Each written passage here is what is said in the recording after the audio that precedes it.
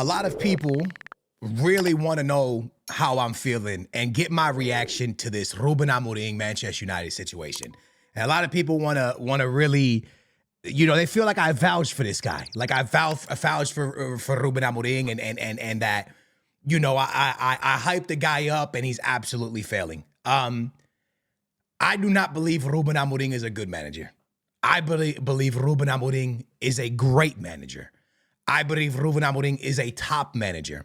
I believe the work that Ruben Amorim did at Sporting will never be matched. He took a team, Sportingistas, if you see this, do not get mad at me. He took a team that was low-key kind of irrelevant in the Portuguese league, a team that hadn't been winning things for a while in the Portuguese league.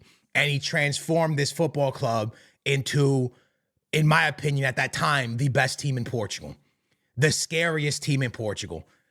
A team that players wanted to play for, a coach that players want to run after the ball for, a team that had an identity, a team that was very hard for Benfica to beat, a team that got many coaches fired from Benfica, a team that Porto had a hard time beating, a team that players, when they played against them, Benfica and Sporting, would fight with Sporting players because of how good they were. That's what he did. He also transformed a team that wasn't really selling players. Now all of a sudden can sell players for a lot of money. He sold Ugarte, he sold Mateus Reis. He made these players. He sold these players. He made these made these players huge. He went around and picked up players from Portugal like Balt that played for a smaller team and turned them into absolute dogs and insane goal scorers. This is what Ruben Amorim's identity was. Bringing up young players from the juniors like Mateus Reis and making them absolute studs. Inácio. This is what Ruben Amorim did for Sporting.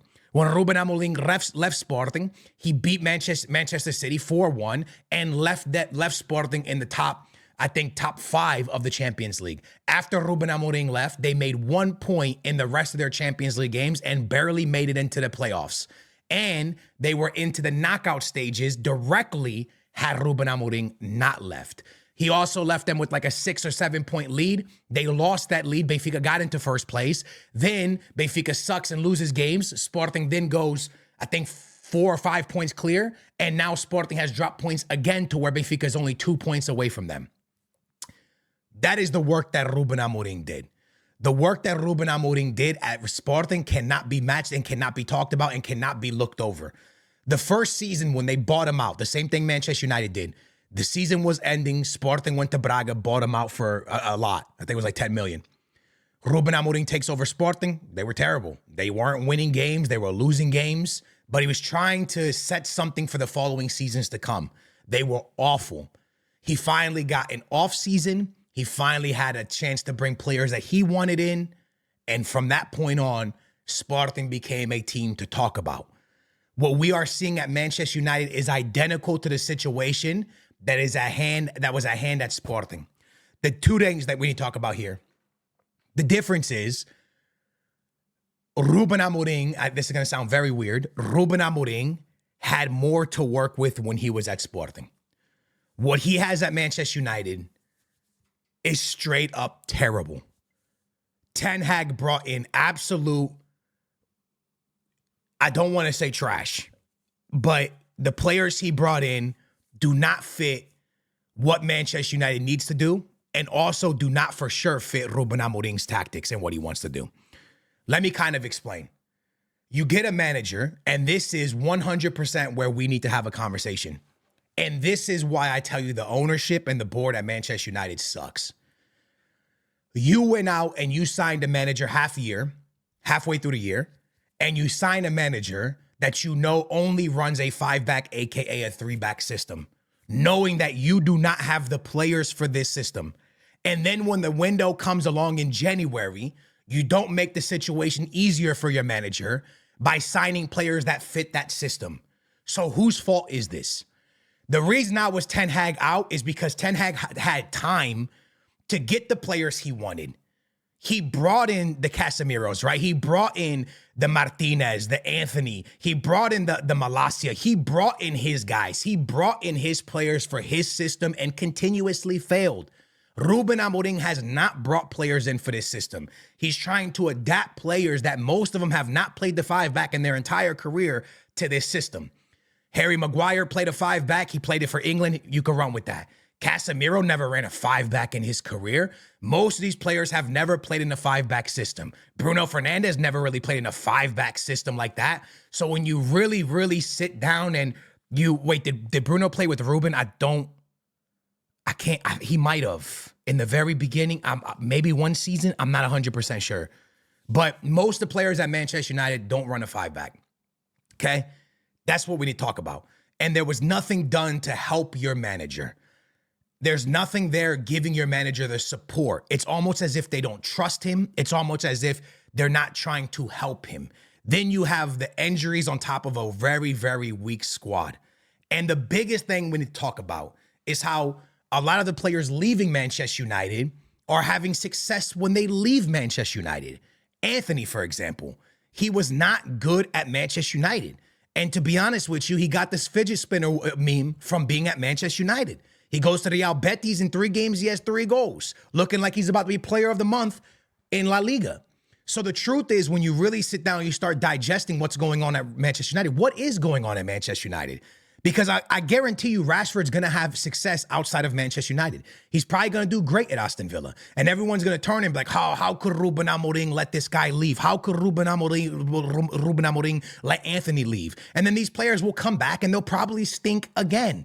And the reason is because Anthony went to a system that was ready, a team that is ready to play football. They just inserted him in. Rashford's going to go to a team that is ready. He's just going to get inserted into the formation. At Manchester United, they are not ready. There is nothing ready about them. And the problem is you got a manager that is stuck and will get sacked before he changes his ideas and his formation and his tactics. Is that a good thing? I don't know. But Ruben Amorim, the one thing I can tell you is the type of guy that is going to live by his ideas and he's going to run with that until the end. And he's not going to change it because even at Sporting, he tried four back like one game in a Supertaça against Sporting and against Porto and lost it. He stays in his tactics. He doesn't like to change it, bro. Whether he's winning, whether he's losing, he likes running his style of game. That's what he does. That's what Ruben is. And Manchester United had to know this before they signed him. They should have known that he never goes 4 back. They should have known he doesn't do certain things. They should have known the when you have that interview with him, you should know what he expects from his players and the people that are there. And once you know that, then you bring him in, you go, you know what? This is going to be a really long process. Hopefully we don't get relegated, and hopefully next season we really see something different. Because at the end of the day, here's the difference. If you give Ruben the time that you gave Ten Hag, I believe Manchester United will have success. But if you pull the trigger quickly, it's going to be tough. Because this is where I stand with everyone, and I tell you like this. No matter what manager you bring in, whether it's Zidane, whether it's Guardiola, whether it's Mourinho, whether it's Ancelotti, whoever you bring in is going to need to make a new team. They're going to need to build this from the ground up. This team needs to be rebuilt in a way where, in a way I've never seen before at a major team like this. I've never seen a team need it this much. There is no position at Manchester United that is safe, in my opinion. And I say that with all due respect. I'm not trying to diss anybody. I'm not trying to anything. When I tell you this, I'm going to say it like this. Garnacho has so much talent. Do I believe he's ready to be a Manchester United starter every game? No. His finishing is not right. His finishing is not there. Do I believe he is ready to start every single game for a Manchester United? No. At this point right now, with where the team is, at the state of the team, yeah, sure, why not? But Garnacho's finishing is costing Manchester United points. Very, very crucial points. Very crucial points. There's almost no player on this team that I say should be a guaranteed starter going forward. But if they give Ruben time and if he's able to sign the players that he needs for his system. And when I say the players he needs for his system, I'm not talking about he's going to go out and get Lamine Yamal and Neymar and Rodri and the best player. No, he just needs to go out and sign the type of players that fit his system. They could be players that you don't even know about, that we don't know about. And he's going to turn them into gems because that's what he did at Sporting. He had a window. He brings in players like Balt. He brings in players that work. He changes Nuno Santos, who was a forward, to a left wing back, and he was able to cook. The one thing you really need to understand about Ruben Amorim's system, he plays very, very aggressive and offensive left wings and right backs.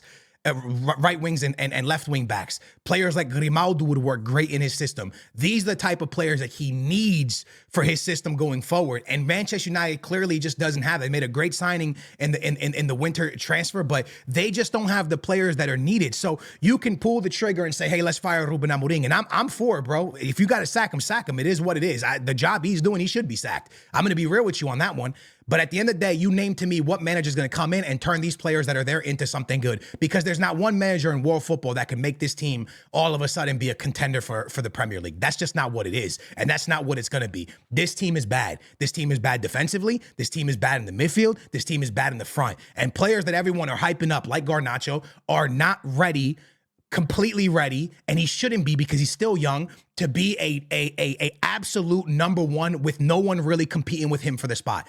That's just not, it's not good enough, right? It's just not good enough for Manchester United standards. So at the end of the day, what I'm trying to tell you is, do I think Ruben Amorim is the right man for the job? I think Ruben Amorim is the only man for the job.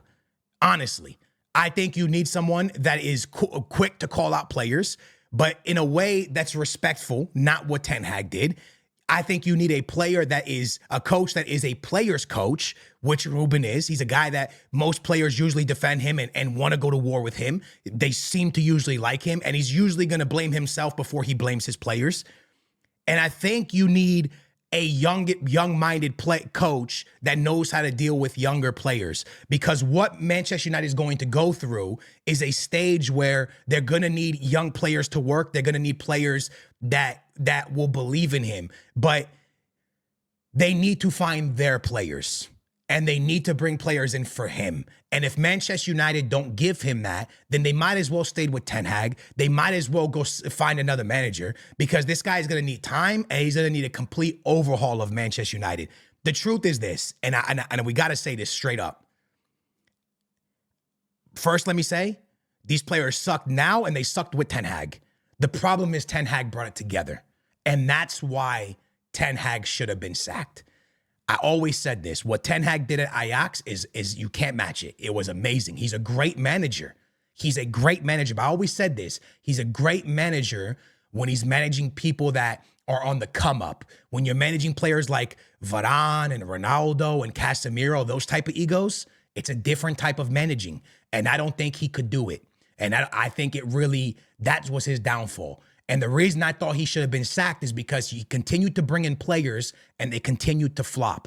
And over the last few years of everyone that Ten Hag brought in, look at what he left at the club. The club is in a worse place with Ten Hag signings than before Ten Hag was there. That's called a bad manager. And that was for Manchester United, not a bad manager in general, but for the time he was there. He left Manchester United in a worse place than they were. And Ruben took over a very, very tough situation, and he's trying to fix a really, really bad situation that I don't think can be fixed with the players that are there. At this point, if you're a United fan, this is what needed to happen. And I know a lot of y'all will judge me, but if you go look back at the videos I used to make on Manchester United, I always said they need to hit rock bottom. It needs to hit rock bottom.